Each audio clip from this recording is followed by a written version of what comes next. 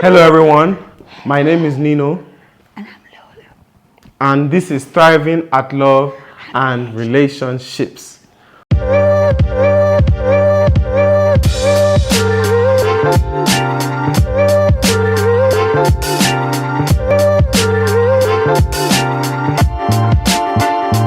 Okay, so today we're going to be taking a new dimension on our YouTube channel. Yes. What's making you laugh?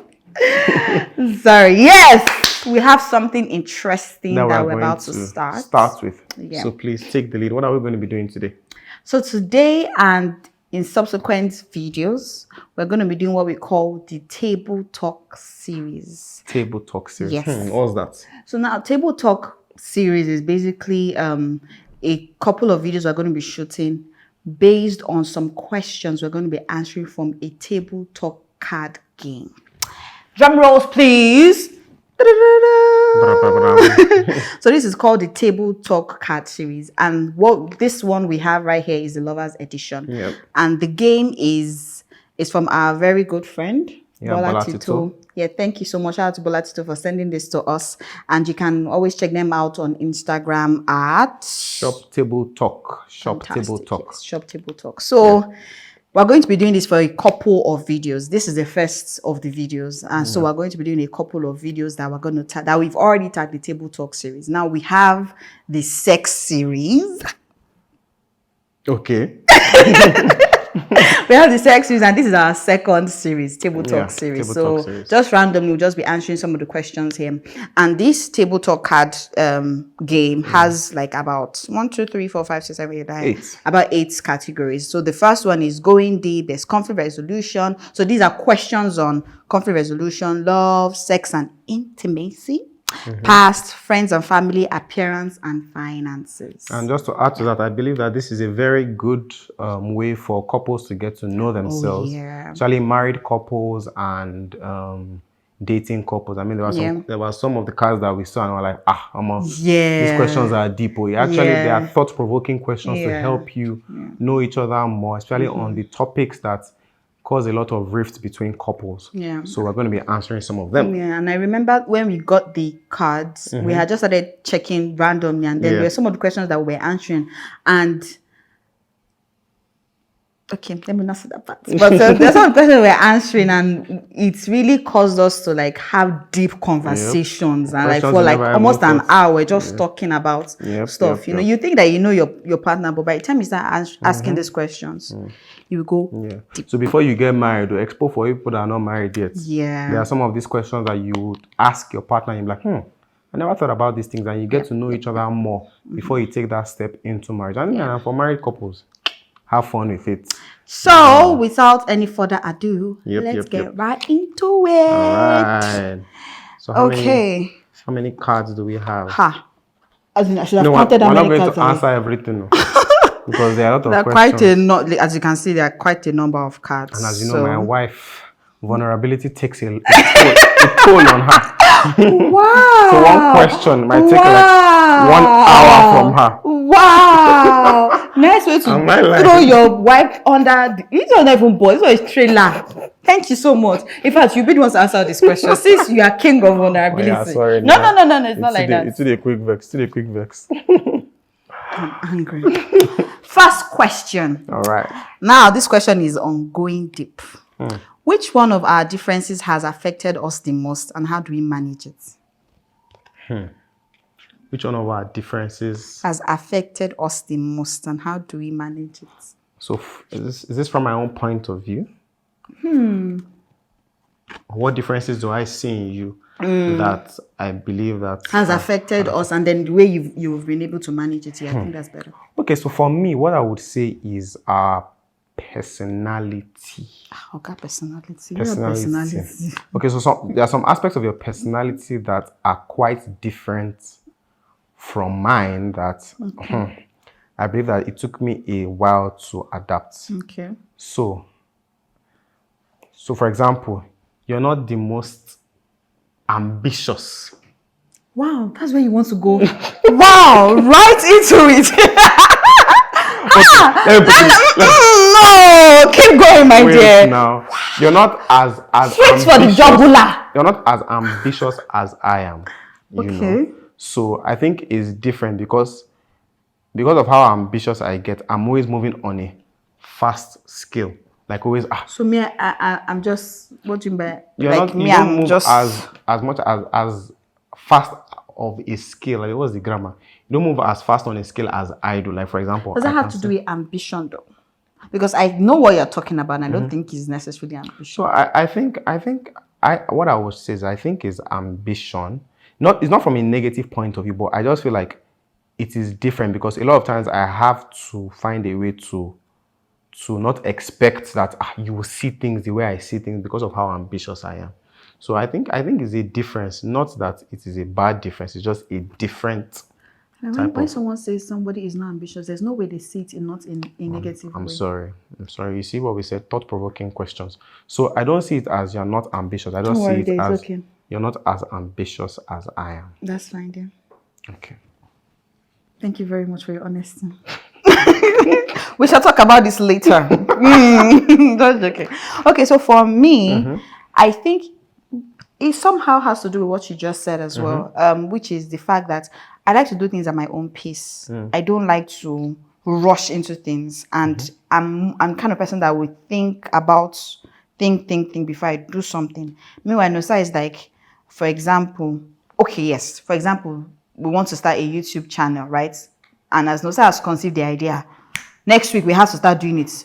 What are the things we need to do? We need to call this, we need to call that. And I'm just like, guy, chill, like calm down. Like we can still do this in 2 weeks, in 3 weeks, you know. So we always had that issue of, I had the issue of Nosa always moving so fast, you know. And sometimes I felt like he wouldn't really think about like the whole thing in a holistic way, you know, before he just starts moving. So, and we had that problem even with when we used to quarrel, right? Yeah. And then me, I would take more time to like think about it, reconcile. But he just like, why are you taking so long to think? Yeah, what's your problem? Why are you so slow to respond? Why are you taking too much time? Like, we need to do this now. So, and that's one major. Yeah, I think it's from the personality as well. Oh yes, because I'm phlegmatic, you're melancholic. Melco. Let's put that there. Yeah, so the core is there. So. Second question. Let me ask. Second question. No, you ask first. See yourself. Do you like my fashion sense? If not, what would you like to change? So, if it's anything. So, I don't hate your fashion sense. I don't hate it. I think you're quite fashionable. However, if I had to comment about your fashion sense, I would say that you have a flair for the dramatic. So I think sometimes your fashion choices can be a little bit too dramatic. Not everything. I mean, I love the way you dress. I love your dressing. But there are some that when I see some, I'm like... You know, I think many people would beg to differ. That's why it's not about many people. It's about your husband. So because I'm a conservative person, my wife can be it's not flashy. It's like she can have a dress drama with the sleeve, and then the sleeve is going like this, or there's a giant bow.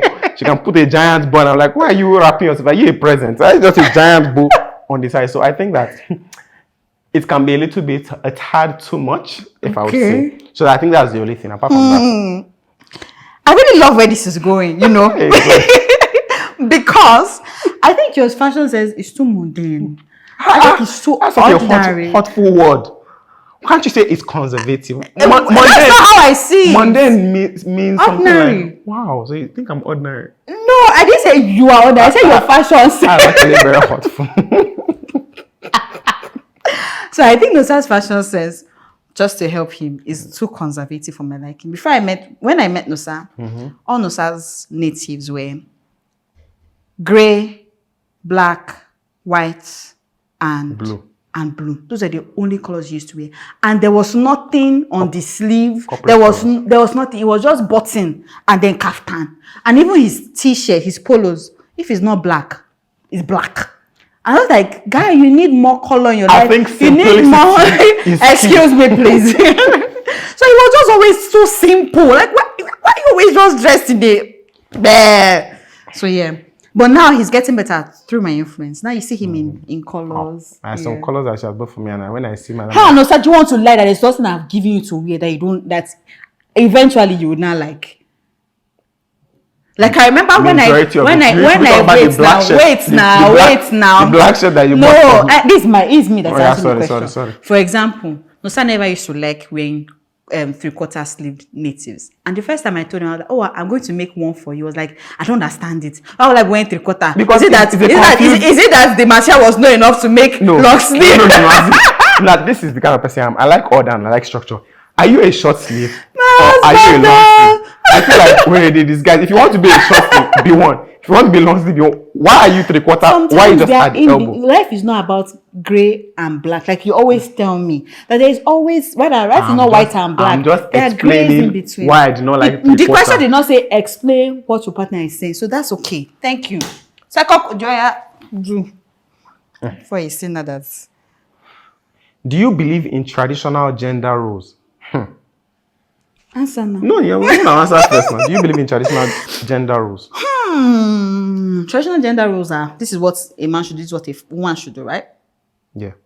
Okay.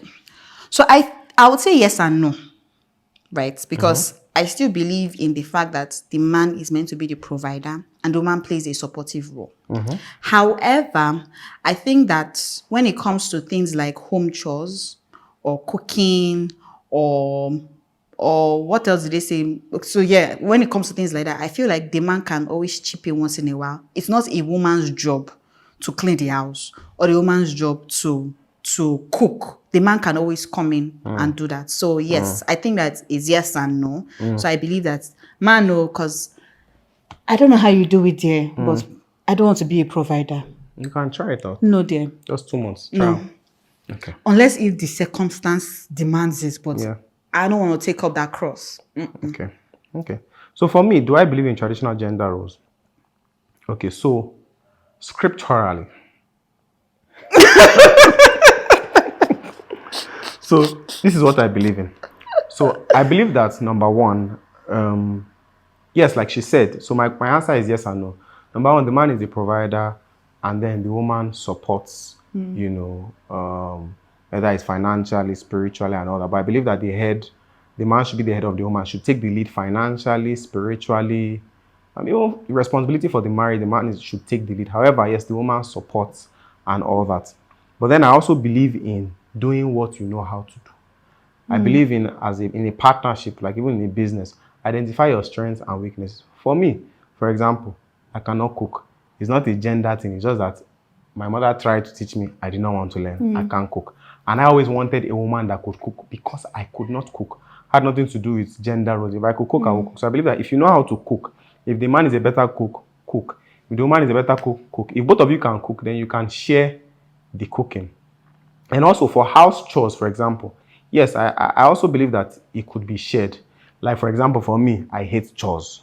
So I believe that you can learn to help your wife out or your husband out, because some men are actually good at chores more than the women. Yeah. Some women don't like manual labor. So what I actually believe is, if you are good at something, for example, if let's say we're planning a trip, you are good at planning and putting all those things in place.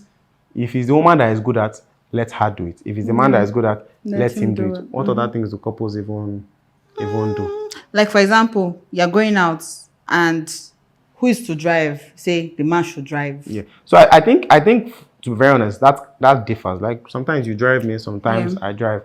Like every time when we're going to church, I'm the one that drives. But there are some other times too that she drives. I think it's just both of you discussing your strengths and your weaknesses and putting the cards on the table.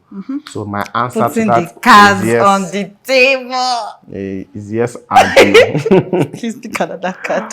All right, this is getting interesting. So this is about money. Okay. It's about money. So is your money our money? Yeah, I like that.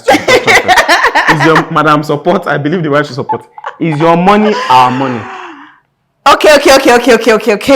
Ladies and gentlemen. I love the answer because I'm going to test and find out after. To be very honest, what I'm about to say now might be a shocker. But this answer is the answer that I believe is the answer. And the answer is? And in life. Madam, in life, we don't have time here. Yes, I believe my money is our money, actually. Really? Yeah. Excuse me. New to me. Excuse me. Who was going to pay for your manicure, pedicure? Is that the one that makes our money? Is that No, but really though. Okay, so are you saying that I don't used to share my money when it comes to house stuff? There are two questions. Do you share your money, or do you believe your money is our money? There are two different questions. I didn't say, do you share with me something? So what does that mean? Okay, explain the question to me. So for example, I think if you believe your money is our money, then when you get the money, you basically tender it to the council and say, this is what we are going to do with the money.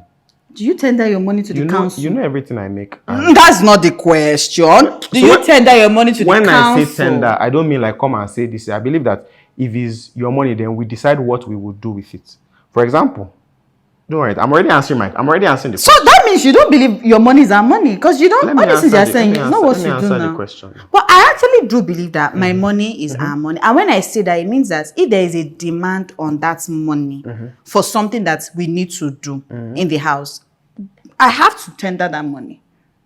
Are you convincing me? I'm not convincing you. I'm answering my question. I'm saying, for example, now if there's something that needs to be done in the house, I see my money as our money. But if it's that maybe you want to buy clothes with my money, sorry, no, use your money to buy your clothes. Hence our differences. So now let me answer the question. Do I see my money? You're meant to ask me. You've already asked the question. Do I see my money as our money? And the question is, the answer rather is yes. And let me tell you why. Because normally I'm a self-sacrificing person. I hardly do anything for myself. And you know that. If I see our money, I'm already thinking the first things I remove out of the money is, what do we have to pay for the house? And even apart from that, the money that is still remaining, I still keep it as there could be some miscellaneous that will happen. And maybe in a month, I might only spend on myself twice. A lot of times, if I even want to buy something maybe for the house or even for you, it's actually from my money, not from our savings that I see it as. So if you want to buy clothes sometimes, it's from my money. That's because you're my provider. I don't understand. Am I your own provider? I'm not trying to convince you. I'm answering the question. It's so people can see now.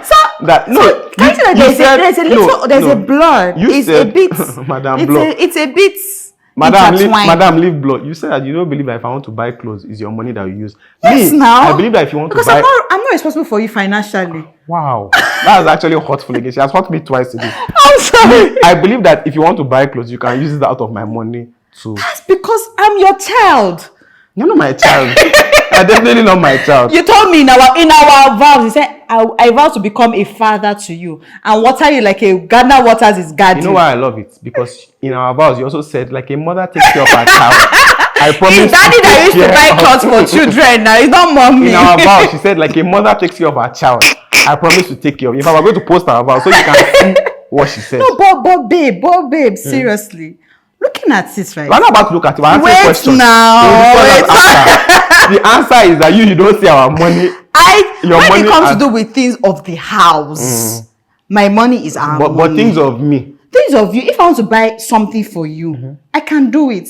If I want to buy something for me. If you tell me, babe, can you buy this thing for me? And I can actually, I will do it. If I want to buy something for me, can I use your money? The same way you can just go into my wardrobe and take, like she just goes to the best and takes cash at will.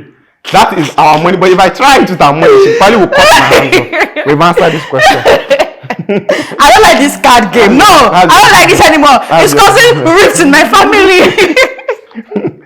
Next question. This question is on, what is this arrow thing? Past. The past. Okay. What about the way you were parented will you emulate or not emulate? So what about the way you were parented will you emulate or not emulate? So growing up, my mom never used to spank me or beat me, right? Only on very rare occasions, like when they say blue moon, that's it. So that's something I wouldn't do for my children. I wouldn't beat them. I wouldn't do that. But on the other hand, let me see, something that I would sometimes my mom can tend to shout. Oh, it's okay, is it my mom? My mommy can tend to shout. So I don't know. I don't think it's something I would do. Yeah. And when she's upset, she can be quite fierce with her words? I think it's African. Yeah, an African thing. Parents shout. Okay. We'll have to try and change it. I will have conversations with my children instead. Okay. So that is what you will do and what you will not do. Yeah. Okay. So for me, I will spank. Why are you doing like it? Sir? But we've had this conversation and I thought we agreed that there was no spanking. When did we what? When did we agree? Why would you beat our children? No, I'm not an abusive parent. It's not abusive. I believe that I believe. So let me say it. So I believe I will spank. However, I will not spank all the time. So I will take some of the things. Let me tell you the honest truth. Look at me. I came out nicely and I wasn't. Yeah, you did. I'll choke you. I believe that actually you should have been spanked. A lot of things that you have now would have changed. So I believe there's a place for spanking and there's a place for talking. So one thing I didn't get growing up is the talking to. Everything was cane, koboko, wire, shekere.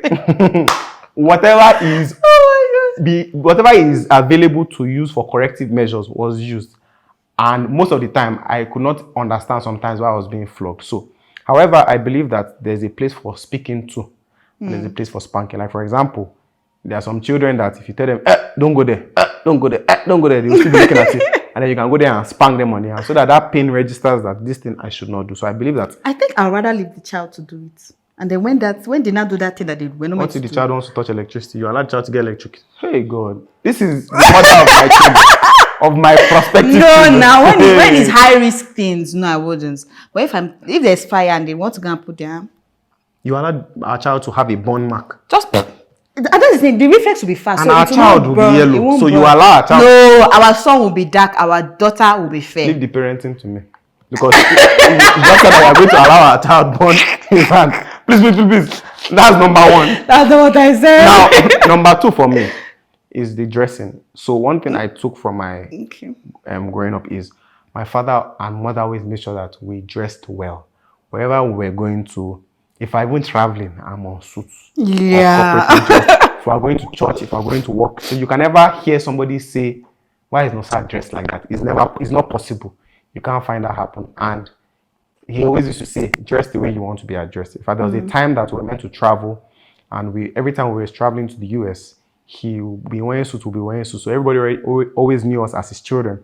And there was a particular time where we were meant to go we're in economy, and we went to the first class lounge, but we were dressed so well. And my senior brother was like, let's try it. Let's just go. The way we were looking. And the way we were dressed, we looked like people that were in first class. And guess what? They allowed us in the first class lounge, economy people, because of our dressing. Now, I'm not saying that you should go and try it. Well, if it works for you or they bounce you. But that is the confidence that dressing gives to me. So I will make sure that my children, both male and female, alrighty, dressed well. What are the things that would make sex uncomfortable for you? What are the things that would make sex uncomfortable? Sex. Don't bite me. Don't beat me. I'm not a dog. You asked me the question. I'll bite you asked me the question. Don't bite me. Don't beat me. Don't spank me. Spanking and beating are the same. Don't choke me. And Are you sure? No BDSM. Those 5 things. Are you sure? Don't bite me. Don't beat me. Don't spank me. Don't choke me. No BDSM. Gosh. Fantastic. No fun. So there's no fun in that. That's fine. There's no fun. That's okay. What's your own? Actually, it's the same thing. Don't bite me. Don't beat me. Don't tie me. Ha! No, please. It's like you are stripping me of power. Like you're not. I'll feel too vulnerable. That's role playing. I can be a Texas cowboy, and you can be the bull. Wow. Then I can be a stripper, and I can also just spank you here and there. Oh wow. Or I can decide to be like a tigress and bite you. Oh yeah, sorry. Okay, but I don't think you complain that much about biting. Biting? Do you bite? No, sir. Mind your business. No, sir. Let's try to answer these remaining questions fast enough. Do you feel secure in a relationship? If not, what can I do to make you feel more secure? I feel secure. Yeah. Like a gate man, I keep you secure. That's dry. But I feel secure. I don't think, let me even think in the past, there wasn't really anything that would say made me feel insecure. No, nothing really. Would I say, maybe if you had guys that was toasting you, didn't know how to put them in check. It didn't make me feel insecure. It just made me feel like, there should be boundaries, that you didn't know how to put boundaries. But it was not from a place of insecurity. It was just from a place of proper, it should be done this way. But I feel secure. I'm a security. Okay. I'm a halogen. Which other security before that? I'm a halogen. Did you get that? You are dry. These jokes are mad. You're Hamatan, in fact. For me to answer my own question, right now, I actually do feel secure. I don't think there's anything that you've done that has made me feel insecure. I mean, recently, but thinking about the past, there was a time I remember I told you that there was something that you had done that didn't make me feel secure. What was it again? It was when maybe I do something to make you upset. It was almost like you would retrieve love, like you would become so cold, right? And then maybe for example, if I'm not feeling well and because you're upset at me, you probably not ask, "Oh, how are you doing?" Do you understand? So in those scenarios, I always feel like you don't love me. So yeah, but you're doing a good job. Thank you very much. I'm your halogen. No. Pick. All right, so see, this vulnerability is taking a toll. It's taking a toll. I don't like answering these kind of questions. Is my weight and appearance important to you? No. Never answer the question. I'll love it in any case. No, please. Yes, I actually think your weight and your appearance play a huge part for me. I mean, if you were to add weight in some inappropriate places, like where? My stomach. Your stomach. I think there's a sexy married pot belly. No, and you're like a politician pot belly. Ew, not for me. What do you or know? that you just become choppy. Maybe add some flesh in your cheeks or your hands. No. You like my arms? I mean, your arms, if they are toned and firm like they are now, that's fine. I like it. So yeah, that's for me. Okay, so for me, is your weight and appearance important to me? 100% yes. Wow, you can now. Your appearance was one of the first things I saw. Not one of the first things, it's the first thing I saw. So if that appearance changes overnight, it will affect me psychologically. Why are you exaggerating? I'm not exaggerating. Jesus Christ. I'm not exaggerating. Psychologically. Let me tell you something. A big part of my affection to you is physical. It's physical. I'm a man. I'm telling you the honest truth. When I see that guys are toasty, I'm like, yes, that's my property, man. She's beautiful. I'm not your property. That's what you said. But no. I paid bride price for I'm not owned by any man. I'm my property. Jesus owns me. Fully paid for. Traditional Jesus owns and me. white. Jesus so owns me. Your weight as well. I don't think you weigh more than 20 kg. So so far you stay petite. Wow. If you like weigh 20 kg. Weigh 100. So far you are not adding. I don't think you can grow fat, but if you grow fat, it will be. What if I have some stomach? So far you are aware, and you're working on not having the stomach. All good, but I mean you're going to get pregnant. You're going to add, but as you add, subtract with time. So for me, alrighty. That's important to me. Okay. Next question. Why did you give me the card? The question is, who comes first, me or the kids? What kids? Sir? That's the answer to the question. What kids? Huh? That's the answer to the question. The kids that both of us will bear. Exactly. That's still the answer to the question. Which means where you are, I don't see any children. Wow. That's quite mean to our future children. You'll be all right. Because they will get married one day. And that's the honest truth. Me, my own goal is a happy marriage. Yes, I want to be a good parent to my children. But my personal goal is me and you. I want us to be 60 and traveling the world. I would give attention to my children, but you come first. There are always those people like, if somebody wants to kill your wife, please take the children. The way I even say that, you don't even need to. Just take the child and go. We can make another one. But there cannot be another you. I can't fall in love with any other person but you, so you come first. Top. Yes. See what I did there, right? I'm a bad guy. That one entered. Okay, you've answered for both of us. No, because I have the same perspective on it now. Yeah, you come first before children. All right. Children will sly you. They will live your life. Full sly. Yeah. Full sly. And if you don't build intimacy with your spouse, by the time the children go, it's like, okay, so what are you going to be doing with your time together? Yeah. It's like people will be strangers. So yeah. All right. I agreed. How many more? Quite a... Well, I mean, we'll just keep going to it. Yeah. Will it be a problem if either one of us earns significantly more? Significantly more? I think it won't be a problem. It will only be a problem if you make it a problem. And what if you're the one that now makes it a problem? It won't be a problem. So let me put it this way. If let's say I'm earning $100,000, significantly more is you're earning 1 million. So I don't think $400,000 is significantly more. Okay. Yeah. So if you're earning significantly more, if when you're earning it, you now begin to carry shoulder, it might affect my ego a bit. But however, if you're earning $1 million, it doesn't affect the way you behave. Maybe for example, I want to make a decision, and you say no because I'm earning more, I'm the one that make decision, that kind of thing. Or if you insinuate that, it might affect my ego a bit. But normally it won't, because I know that if you're earning that amount of money, you deserve it. I'm also working hard at, making my own money and all that. So I'm not just sitting down, but it won't be a problem for me, except you make it a problem. Okay. Yeah. So it won't be a problem for me. Okay. So if you earn more than me, it won't be a problem. It won't be a problem for me. If I earn more than you? Most likely, never will be a problem for me. Okay. Please earn all the money. Because the money you earn still comes to me. So. It's life. It's life of the man. All right. Let's try and keep our answers short. Okay. Thank you. Do you feel like you have any lingering trauma from... what kind of deep question is this? I don't know.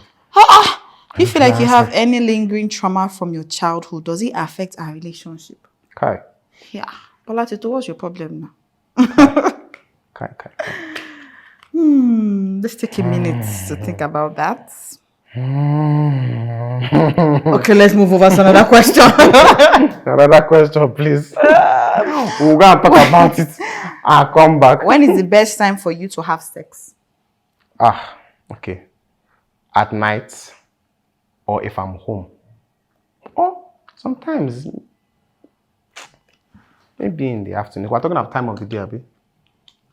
So I think after evening-ish night. So morning for me, I feel like morning, because I already have my day set out or planned. Sex would disrupt it. And because sex draws energy from me, I feel like if that release comes, it might affect my productivity. So that's for me. Now you're making me feel like I'm this sex crazed one. No, I can adjust now. I can adjust. I know to answer this question. We've had sex in the morning before now. I mean, yes, we have now. And then you kept on telling me that. What did I tell you? I would not answer this question. Well, you answer. I've answered. Her answer is any time of the day. From 12 o'clock to 12 o'clock, any time of the day. Put the card down, please. Put the card. What was your first impression of me, and how has that changed? First impression of you was you were very calm, and you were there was a mystery around you, because I knew that calm was not really calm. Baby, you're my mystery boy. Is that not the song? No. Oh, it's American Boy. Sorry. Exactly. I'm sorry. So as I was saying, you looked calm, and then there was a mystery about it. Yeah. But how has it changed? You're not calm. No, actually. You are not. You are trouble. You're a troublemaker. That doesn't mean I'm not calm. You're mischievous. You're not calm. But I'm calm. I can be calm and troublesome. Is my question that I answered. Sorry. Answer your own. Oh, what was my impression of that? So, impression. I felt you were quite easygoing and calm, withdrawn. Yeah, just to yourself. You also had that mystery. Yes, I also felt like you were quite not too emotional. That was your first impression. I hadn't even spoken to me. How can I be your first impression? First impression. You say, what was your first impression when I first met you? You say, what was your first impression? First impressions? What was your first impression of me? And how was that changed? First impression, when I see you, the first thing that comes to my mind. You can also take time to build impression. I don't think you can have all your first impressions in the first meeting. Maybe that's why it's called first. Okay. My first impression when I met you at Sao Cafe was you were calm, withdrawn, beautiful babe, not too much trouble. Now, that has drastically changed. You are still a beautiful lady, a young lady. However, the bane of my existence, you trouble it. You are very troublesome. That's quite contradictory because you said I give you peace. You are very troublesome. But you said I give you peace. Why are you saying two things, dear? I didn't say you take my peace. I said you are troublesome. You are very troublesome and you're just very troublesome. I can't say too much. You're just very troublesome. That's all I can say. I beg to differ, but that's okay. Last question for the series or for this episode on Table Talk. I've been a little bit too vulnerable and I'm not liking how I'm feeling. What are the questions that they ask you? This trauma question, we have to come back to. But this is the first question we'll answer on the next Table Talk series. I object. So, what are we going to commit as a couple to improve our relationship? Oh, wow. What are we going to commit to as a couple to improve our relationship? From my own point, I think to improve on something, you have to know what you are doing that is wrong or what you should improve on. I don't think wrong. No. Rather, what you are doing that you can get better at, right? So I think it would have to be me always just more frequently asking, what can I do better? How can I please you better? How can I serve you better? Is there something you would rather I'm doing or something I'm not doing that I should be doing? Yada, yada, yada. So that's the only way I know how I can commit to improving. Okay, so for me, I think that we can, like you said, regular checkups to see, are you happy? What can I do more to love you better? Do you feel loved? And then also I'll say communication, we're not at 100%. So when I say communication, I want you to get to a place where there's always one thing that used to happen growing up, like if I'm going out with my mom and I want to eat food, her eyes alone speak 1,000 words. You already know what exactly she thinks. You can say that, touch that food. And when we get to I will mess you up. So I want us to get to that place where I might not even have said anything, but you already know how this thing makes me feel. And you have not said anything. I can't really interpret that this is what, and I think it's a constant work on different scenarios playing out in our marriage, understanding each other better. And then lastly, I would say maybe our love languages. We can also do more because I know that it's at both ends for both of us. So I can learn how to do more service and, just buy more little gifts. things. Buy more gifts. Oh, God. Yeah. Do more service, touch you more. Where are you throwing buy more gifts to? Buy more gifts. And you can also spend more quality time with more, affirm me more. Yeah. So.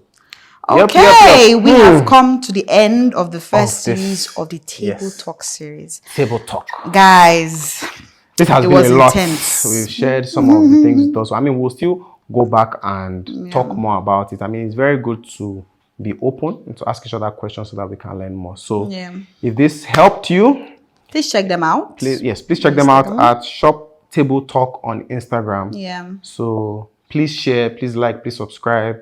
If this helped you, please tell somebody, share with them, and let us know what else we can talk about that would be of help to your relationship. Once again, I'm Nino. And I'm Lulu. And this is Thriving at Love and Relationships. Bye. Mwah.